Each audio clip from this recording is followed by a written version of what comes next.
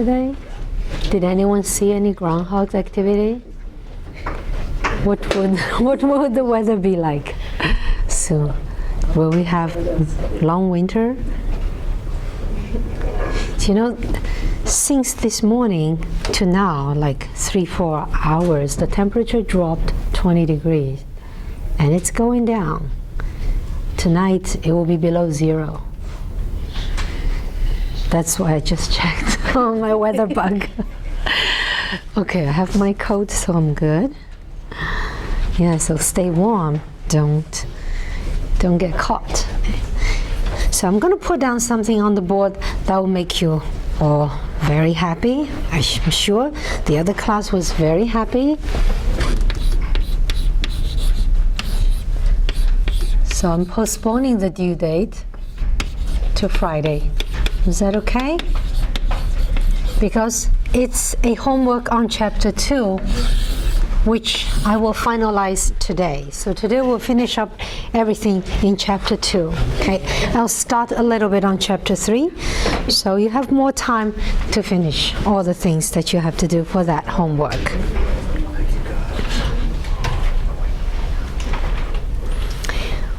Okay.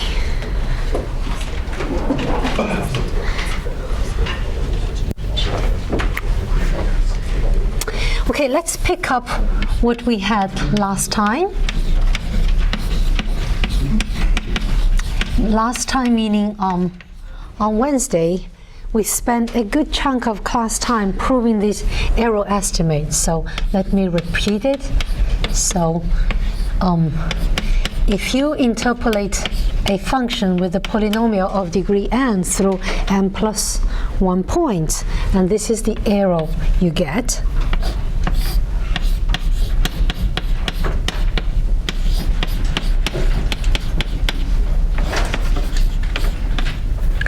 And this product function is x minus xi, I from 0 to n, right? We remember we proved it. It was a nice proof, not that easy, took quite some effort, right? And then we had an example with a special case. Let me put out the result. It's important result. Okay, so if you choose 2 points, x equals to a and x0, x1 equals to b, and you just interpolate with 2 points, meaning a linear function to approximate a function, then the error, we have a bound. I want to repeat it. So it's 1/8 times a number m times b minus a square.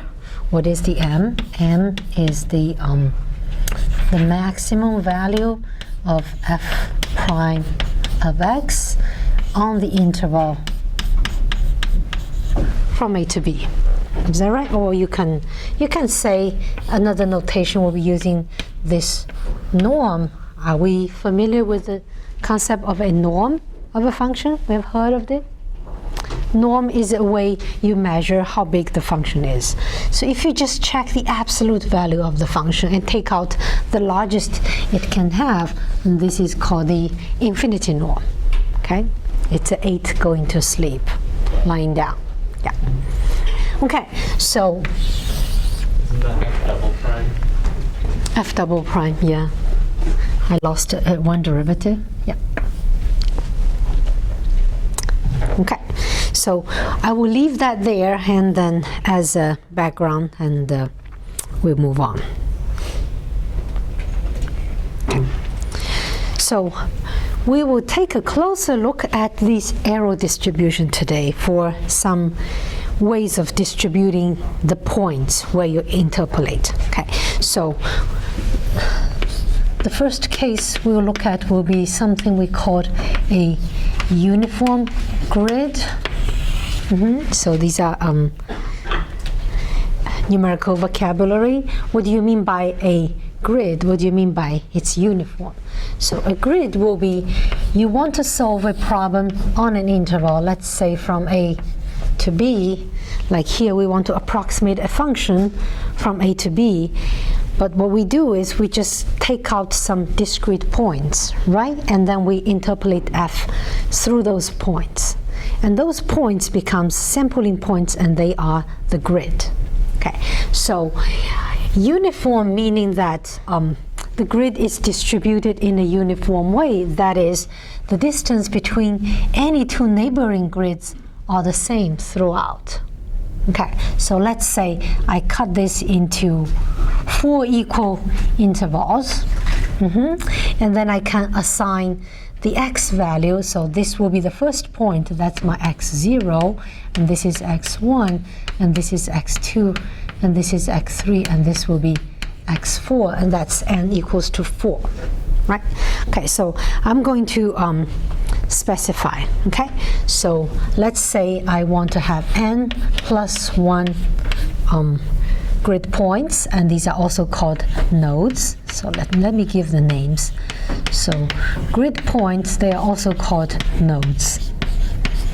And later in spline they are called knots, but they all mean the same thing. Okay, the discrete point. Okay, so if you want evenly distribute those, then you need n intervals, right? So we see n intervals are needed. What will be the length of each interval? So that's stored in h. That will be the length of your total interval divided by the number of little intervals, right? So this will be length of, that's called the subintervals. Okay. And then I can find out all these the nodes, the points, the value of these xi's. So can you write out a general expression for xi where I runs from 0, 1, 2 and all the way to n? So you see you have to start with a, right? And then you add how far away you are from x0, isn't it? So if you're x1, that's x0 plus h, right? And when you're x2, that's x0 plus 2h, and so on and so forth. Do we see that? So if you have index I, that means you are I positions away from x0. So what would I have will be, I have to multiply this I with the h. That means how far away you are. Does that make sense? Okay, so you see this a lot. Okay, so I from 0, 1, 2 to n. So I have all the grid points now. Okay, so we want to go back and take a look at the arrow by using uniform grid to interpolate. Okay, so looking into the arrow formula that we obtained here, we see that this part here, they are determined. When n is determined, this is determined, and this depends on the function. And we don't really know where the psi is. So in the end, we get an arrow bound. What do we have is we take the absolute value of this and take the max it can have and call this capital M, right? So the thing that you have room to play with is actually this term, right? By putting different points of xi, you actually get a different arrow function. Agree? Okay, so let's see if it's a uniform grid, what does that part look like? Okay, so did we call this w of x somewhere along the way? We called it in the proof, so let's call it w of x. Okay, so for uniform grid, so I want to show you something. So one can show, and I will try to show it, one can show the following. If I use uniform grid, then that term here, let me just copy that term, pi product x minus xi, I from 0 to n, taking absolute value. Let's take absolute value already in here, and that's bounded by 1/4 h to the n plus 1 times n factorial. I have this estimate. Okay, so let's take a look at how we can prove it. It's a very short proof. I'm not going to be wordy. Okay, so let's look at the first two terms. Say now, okay, intuitively, let's argue a little bit first. So I observe first that if x is somewhere in the middle of my interval, that arrow is smaller. Do we agree? So during the lab session, we showed some simulation results, which I did, and then you see arrow would peak near the boundary, and in the middle, it has smaller humps of arrow, right? So why is it? Well, if you consider uniform grid, consider you are somewhere here. So for that turn, you have the product of this guy minus this, that distance, and then this guy minus that distance, and this guy minus that distance. So if you are in the middle, then the biggest distance you would have is the distance between the point and to the boundary, right? And those nearby ones are actually pretty small. Now compare this scenario to, say, your point x is near the boundary. And then what happens to all the terms you're multiplying? Then from here to x4 is pretty big. It's bigger than any of the previous distance, right? And then from here to x3 is still big. So you are multiplying much bigger numbers if x is near the boundary. That's exactly why we see the peak of the arrow near the boundary. Do we see? Does that make sense? Okay, so let's say you're convinced that the largest one happens actually where I take an x on this interval right next to the boundary. Okay, and let's see how we can get an estimate on how big this can be.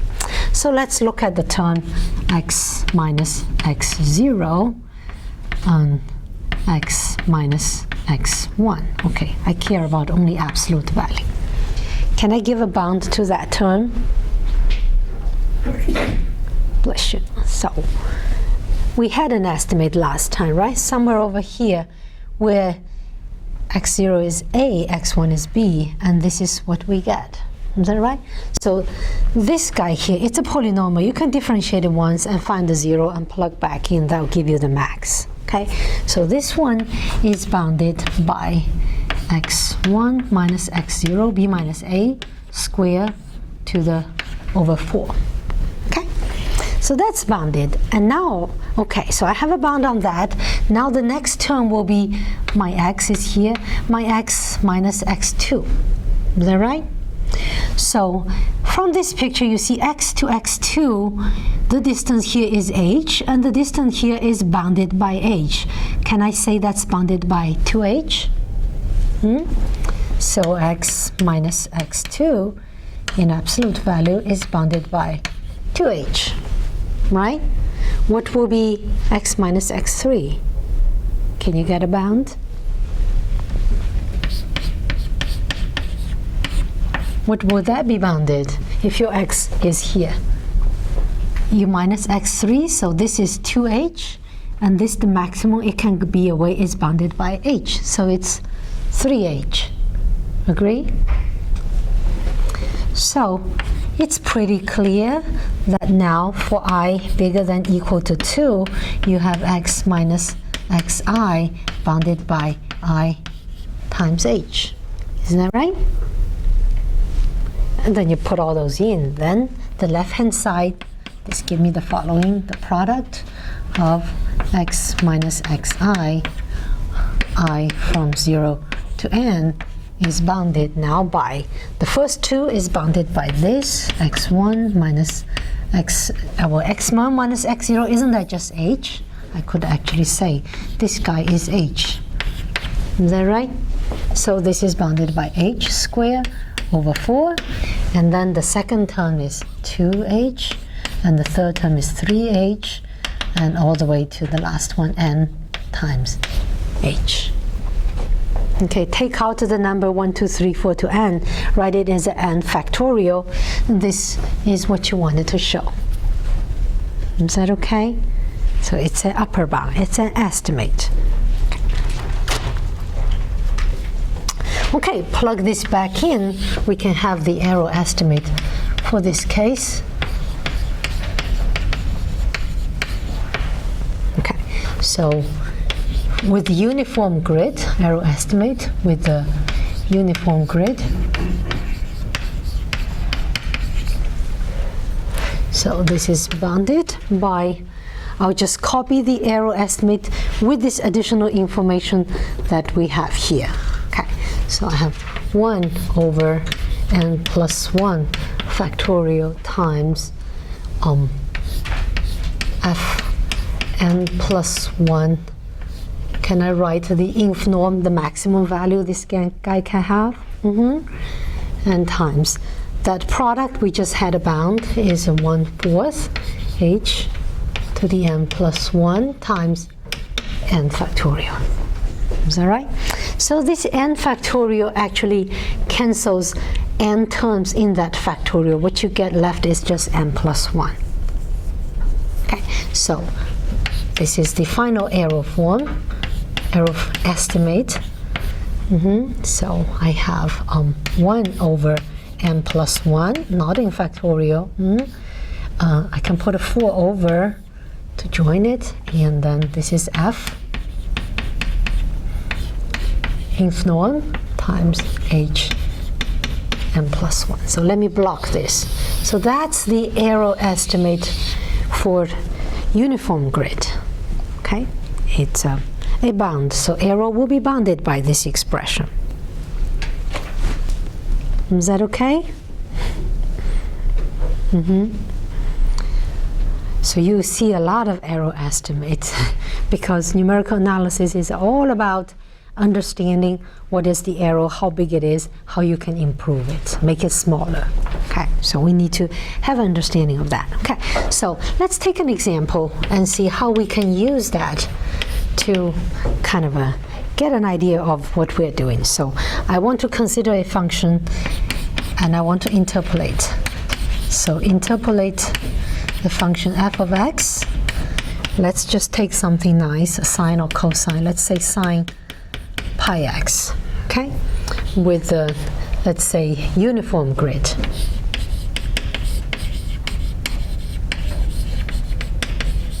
Okay, and I want you to find the upper bound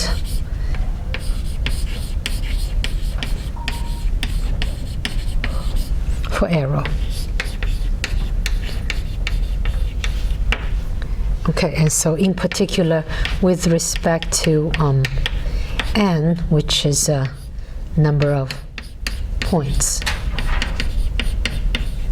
Okay, so we want to get that in the particular example. So it's nothing but, bless you, using this formula and apply it to a specific function f, right? I forgot to specify on the interval. Uniform grid, interpolate this on an interval. Let's say -1 to 1, okay? With uniform grid. Okay. The interval is important, how long it is. Okay. So we just need to use this formula and figure out how it's applied to this case. So let's see. So in this problem, I have a equals to -1 and b equals to 1.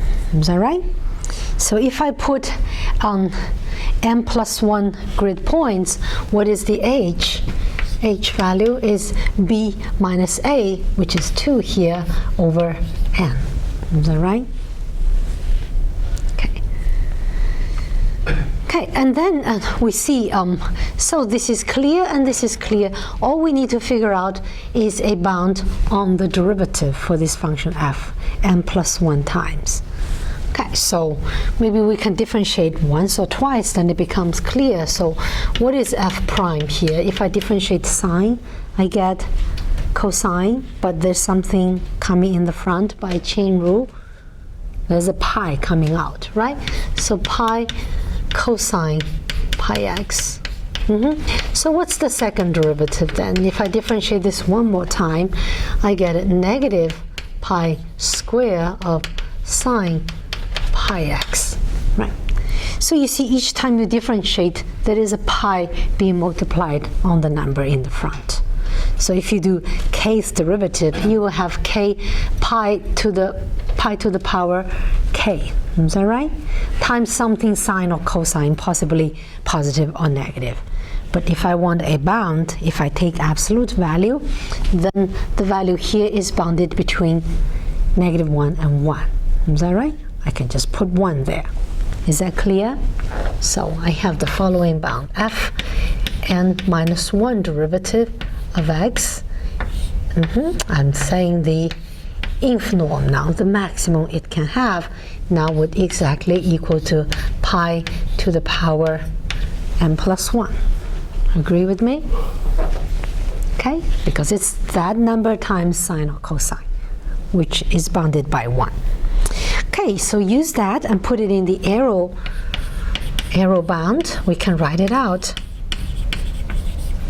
So e of x now is bounded, so okay, it's just putting these numbers, 1 over 4 n plus 1 times this f, which we worked out, is pi n plus 1 times h. H is 2 over n to the power n plus 1.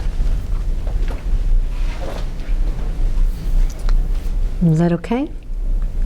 So you see, the bigger the n, the smaller this will be, and it's to a power, so it does get smaller.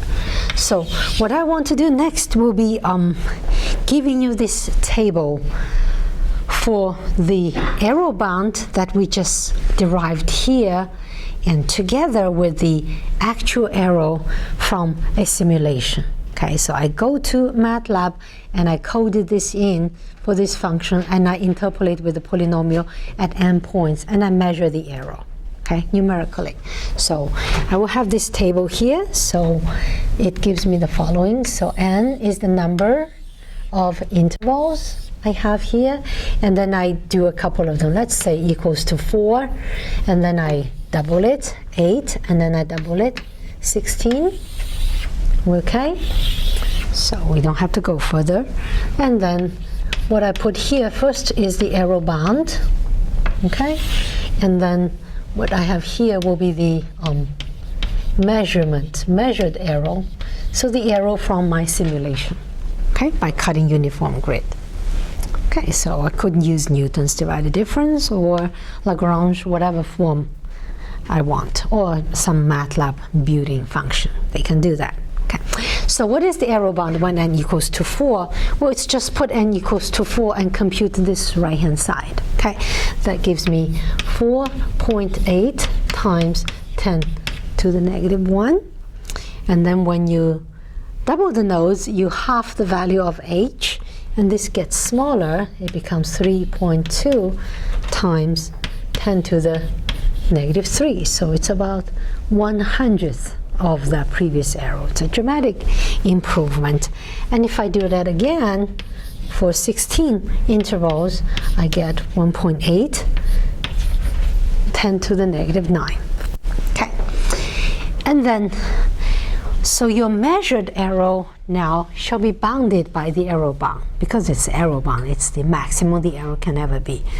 It shall be somewhat smaller than it, but it shall be within the same kind of amount of magnitude, right? It's in a similar range for these ones. So especially those powers shall be similar. Okay, so if I do that, this gives me 1.8, 10 to the negative 1. So you see, this is about 1/3 of that, because that's a bound, so it's big. Okay, and then the second one gives me 1.2 times 10 to the negative 3. About 1/3 again. And the last one is 6 times 6, or 6.6 times 10 to the negative 10. So it's again about 1/3 of that one. Okay, so these are all considered same magnitude, but arrow is decreasing. It's actually decreasing dramatically, really, really fast, right? For 16 points, the arrow is so small. But as we have shown during the lab session, if you continue doing it 2 more, 3 more levels, then something not so nice happened. Do we remember what happened? When you cut it into more and more and more smaller and smaller interval with a higher power of polynomial, after some point the arrow started to grow, right? Okay. All right, so that we'll talk about towards the end. So that's a very serious critique for polynomial interpolation. Okay, so now we'll point out one particular thing, that is, we pointed out at the beginning when we try to prove this estimate here, that is, the arrow is much bigger near the boundary. So this is a problem with uniform grid. Problem with uniform grid. So arrow very big near boundary. Right, so have you finished coding your Newton's divided difference? Anybody has their code working? With the uniform grid, when you plot the arrow, do you observe in the middle is very small, but the first interval has a big peak, and also the last one has a big peak. Do we observe that? No? Did we code the divided difference? It's not working yet? Oh, okay. You have until Friday. Okay, so now I don't like this phenomenon because I know in the middle the arrow is very small, and those two intervals at the boundary, the arrow peaks, and that dominates, right? So if I look at the uniform norm of my arrow, I will be measuring that arrow, and then my whole method is ruined because of that. And then also it's kind of a waste of effort. I throw in those points, put in a polynomial of certain degree, and then for most of the part it works very well with very small arrow, and at the two-end boundary the arrow peaks. So I want to find a way of adjusting my nodes so that the arrow does not behave in that way. Okay, so I'll keep this, I'll erase here. So the point of the discussion below is the following.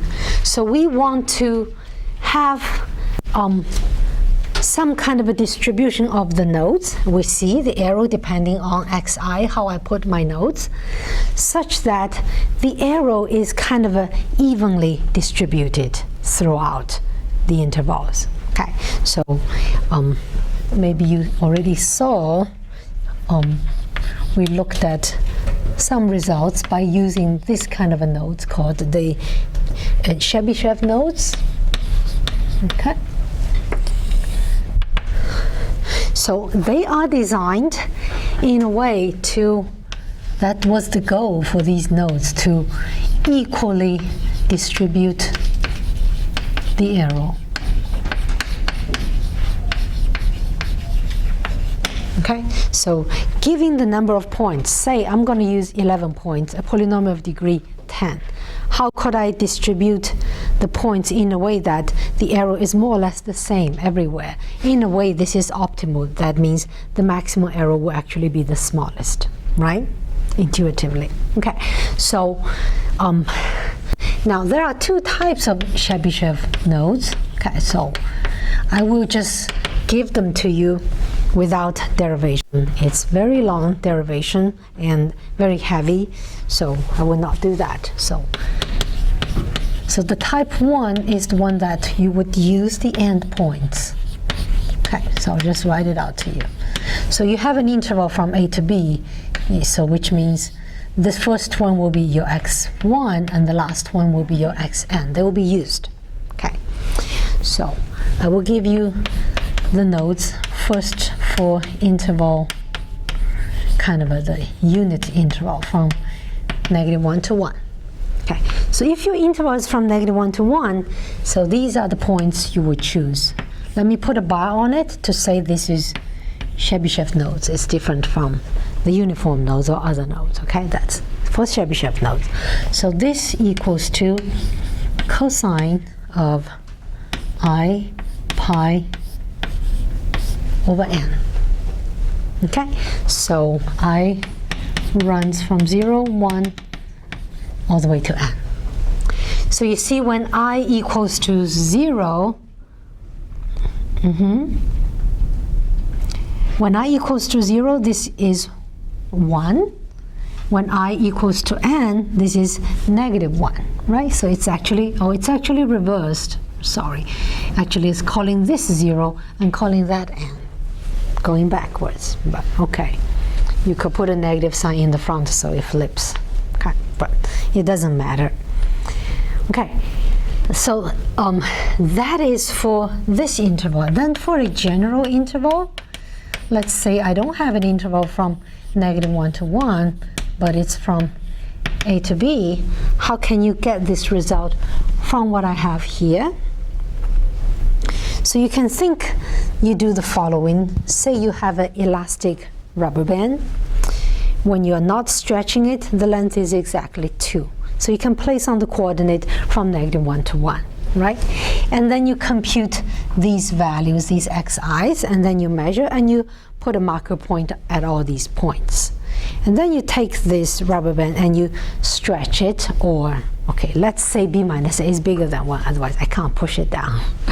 So you stretch it exactly to be the length of B minus A, and you place one endpoint on A and the other endpoint on B in your coordinate system, and where the marker is will be where those xi's will be in for that interval. Does that make sense? It's just a linear transformation. Okay, so I'm going to write down.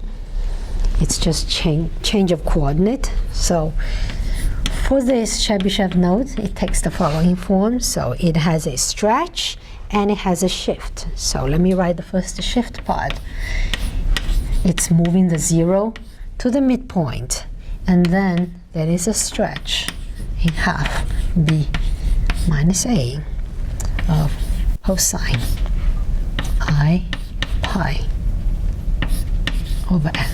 Okay, so this half means you move the center to the midpoint, and this 2 actually comes from the length of interval here is 1 minus -1 is that 2, and then you rescale it to B minus A. Okay, so I from 0, 1, n. All right. Okay, so how Chebyshev came up with this? Well, there's a lot of heavy computation that will lead to this result. So what is so marvelous about those points that you choose is the following. So one can show, I actually will not show it to you, the following. So if I choose Chebyshev notes, so you know I'm manipulating the last term here, right? So let me write out the last term. I from 0 to n. Let me take the absolute value because that's what I care about, the arrow bound. So that product, and if I take the max of it for x between, let's consider A and B. That one, if you use the Chebyshev notes, and this exactly equal to 2 to the -n. Okay, it's a heavy computation to get exactly that number. So the Russians are really good and to get extremely sharp estimate. That exactly equal to that. But what more marvelous is the following. So this is actually a lower bound. It's less than the following.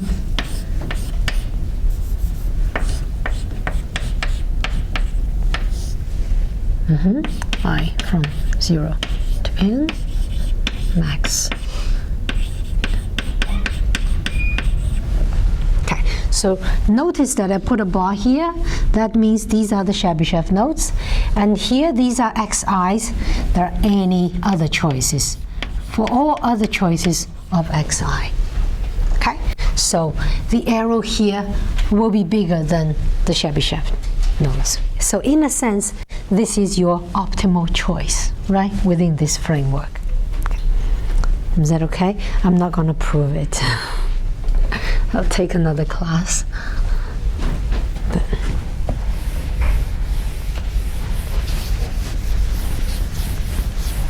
Okay, so now with this estimate, I can write out the error estimate for Chebyshev Notes.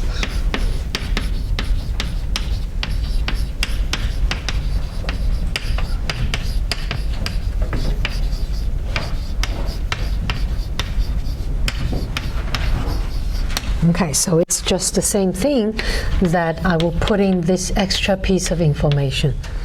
So that will be 1 over n plus 1 factorial, and this f, let me just keep it, f n plus 1 infinite norm times the last piece becomes 2 to the negative n. It's bounded by that.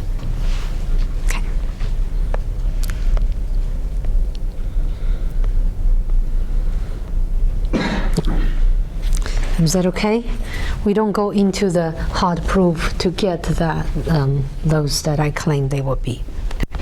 So that's the Chebyshev Note type 1, and there's another type 2. So we just need to be aware of their existence. We shall know that they are there, and we shall know why they are designed, is to optimize the error, right? Okay, so type 2 will be, it's similar, but I will not use the endpoint. So you'll be choosing all interior nodes, okay? So they take the following form. Let me write it out here for you. Type 2. So on the interval from A to B, the Chebyshev nodes are chosen in the following way. And half A plus B, that's the shift, and then there's a rescaling. And then what you have is a cosine function of the following: 2i plus 1, 2n plus 2 times pi.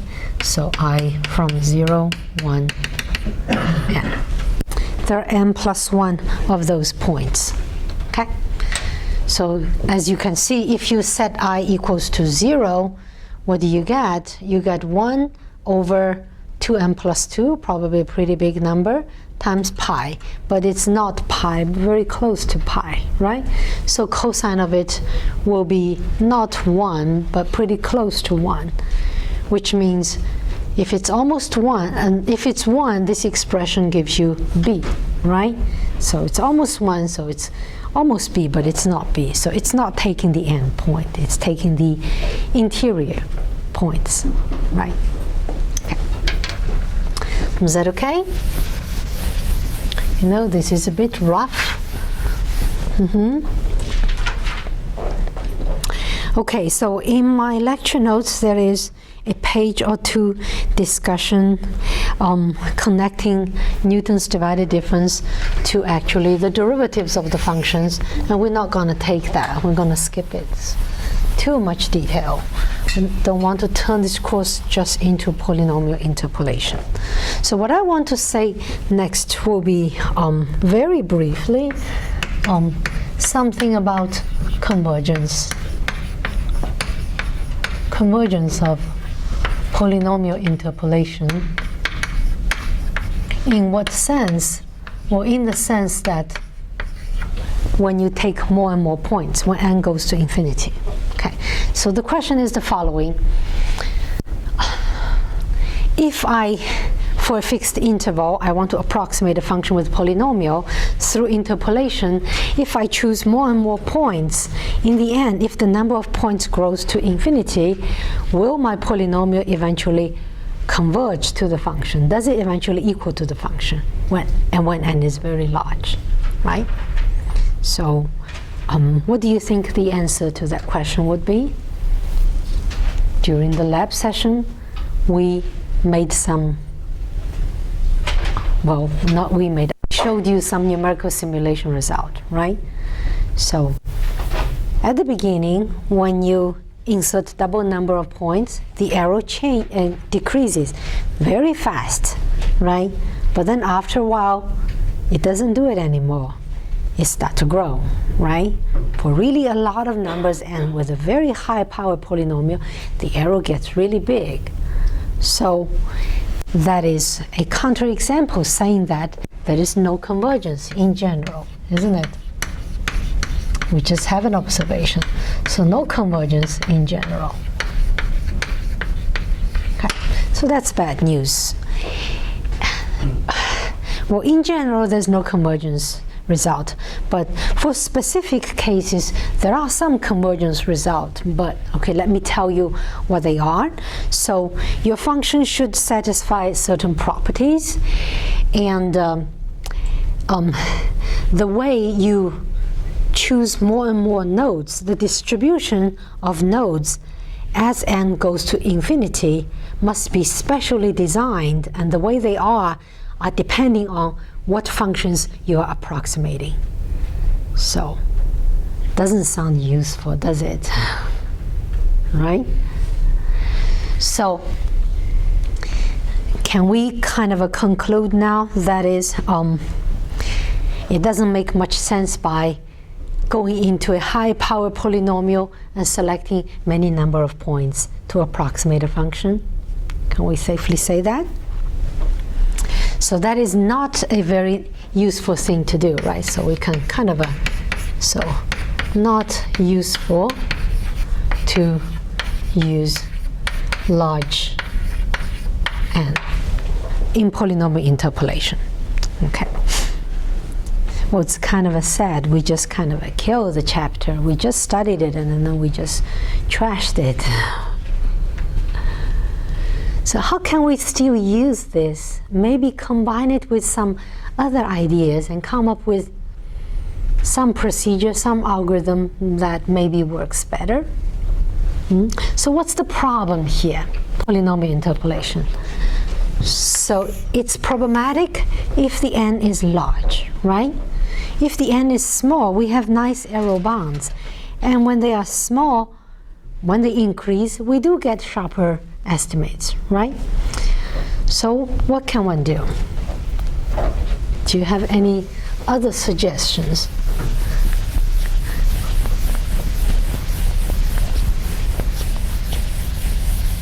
So I left the general arrow estimate here, and in particular I left this arrow estimate here. That's a very low polynomial of degree 1 approximating a function on an interval from a to b. So look at this arrow bound.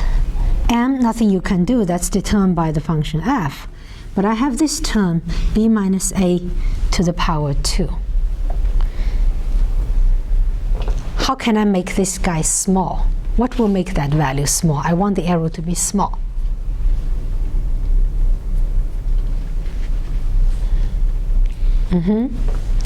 So what will make this term small is when b minus a is small, isn't it? So what does it mean? That means if you have a very small interval and you use a polynomial to approximate a function, then the arrow is still small, isn't it? Right? So what idea can you come up with from this discussion? What can one do? I still want to use polynomial because they are so nice. You can integrate, you can differentiate, you know a lot about polynomials, but I don't want to go into high power. Maybe I have a pretty long interval. I want to have good approximations. What can I do? Any suggestion? And I know it works well if the interval is small. So what do? You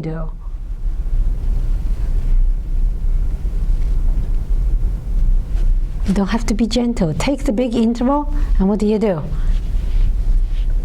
cut it up, right? You cut it up into small intervals, isn't it? And on each small interval, you can approximate the function with polynomial of lower power with good results. So that is called a piecewise polynomial approximation, okay? So do I still have a little bit time? Yeah, so let's go into that. So that's the next chapter. It's a brand new way of thinking. So instead of going into high power, I go the other way around. That is, I cut the interval small. So piecewise polynomial. Approximation, interpolation. Okay, let's say interpolation. I am interpolating. Okay, and then it has a fancy name. It's called splines. Have we heard about that term? Splines? Splines functions? B-splines, cubic splines? Yeah, they are very useful. Okay, they are in the end the application for polynomials, interpolations. Okay, so I want to approximate the function by piecewise polynomial. So let's kind of just set up the problem. So I will set up my problem. So what do I have? I have a set of data. Now the notation is a little bit strange for the x and for the y. So historically, for the x value, the discrete value are called t0, t1, t2, and tn instead of x. I don't know why, but for spline it's always t, and then you have the y values. Okay. Okay. So I want to find a function, a spline function. S is a function of x. And it has to interpolate the data.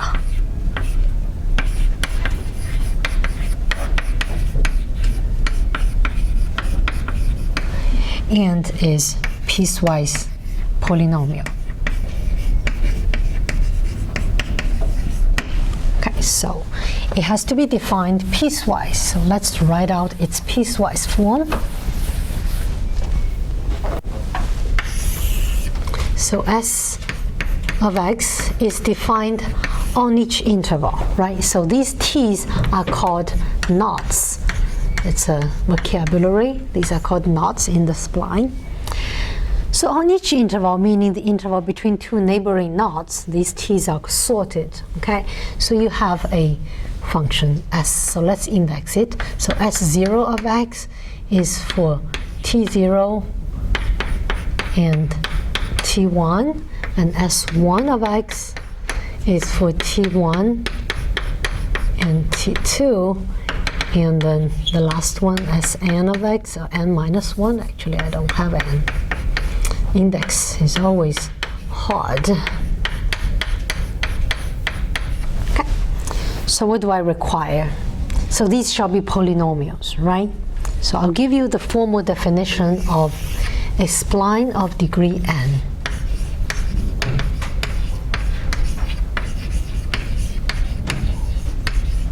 Okay, so it's a general definition. Looks like you're scared the n is going to be large, but no, I'll tell you the n is less than equal to 3. We never go beyond cubic spline. Okay, n equals to 3 is the best. You don't need to go beyond.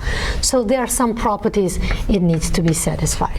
So first of all these si's shall be a polynomial of degree n. So it's in the class of polynomial of degree n. Each one is a polynomial. Question? Wouldn't the intervals need to be less than or equal to, and then x is less than? It's continuous, so I can include, yeah. This is a property I'll write up now. Then how do you choose which spline function to use for whatever case you have? Yeah, that will be a lot of details. Yeah, we'll study it probably for 2 weeks. Okay. Yeah. So those are polynomials degree n. That's the n I'm trying to define, right? And then also I require some continuity. So the whole function spline overall has to be a function that you can differentiate n minus 1 times continuously. Okay, so this has to be a function in the class c n minus 1. So n minus 1 continuously differentiable. Okay, so what does it mean? That means the function s prime, and all its derivatives up to n minus 1 derivatives shall be continuous. Inside the interval, there's no problem, right? It's polynomial. So all you need to worry about is at the internal knots, are these functions continuous, right? So let me just write this out. So what does it mean is si minus 1 at xi must equal to si at xi. So that's the value of xi from the left, and this is the value of xi from the right. They must equal to each other. And also all the derivatives. So s prime xi will be s prime I xi all the way to the n minus 1 derivative.